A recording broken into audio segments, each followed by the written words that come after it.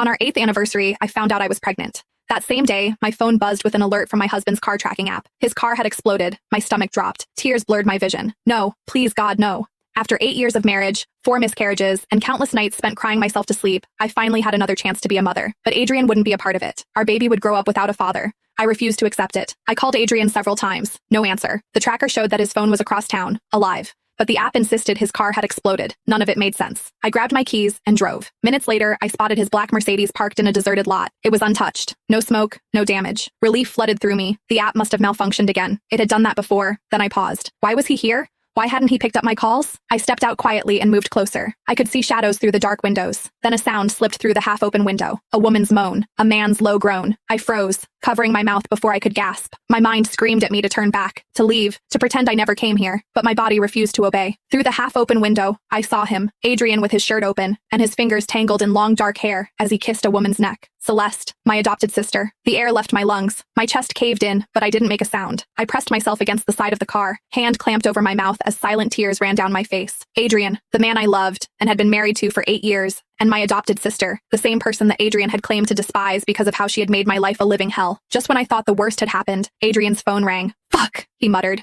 voice hoarse. Hold on, he answered with irritation. What is it, doctor? A pause. Then he grinned. Adrian ended the call and pulled Celeste close as a genuine smile spread across his face. It was something I hadn't seen for years. You're pregnant, he said softly. Celeste gasped, her hands flying to her stomach. Are you serious? Yes. He kissed her deeply. And the doctor said your womb is responding perfectly to the treatment. One more test next week to confirm everything is healed, and then we can finally start our family properly. Happy tears streamed down Celeste's face. Oh my God, Adrian, we're going to have a baby. We are. He cradled her face in his hands. You're going to be an amazing mother. My heart bled as my hand moved instinctively to my own stomach, where my baby was growing. Celeste's smile faded slowly. What about Elena? Adrian's smile grew cold. You don't need to worry, baby. After next week's test shows you're healed, I won't need her anymore. My blood ran cold. What did that mean? I still can't believe she never figured it out. Celeste laughed. You told her it was genetic incompatibility, and she believed you. Elena's an idiot, Adrian said dismissively. She signed every consent form I put in front of her without reading a single line. The experimental treatments, the tissue samples, the terminations. She authorized all of it, thinking they were insurance forms or whatever bullshit I told her. My legs threatened to give out, but I forced myself to stay still. I had to keep listening. Those 4 babies, Celeste murmured. You really used them to cure my womb?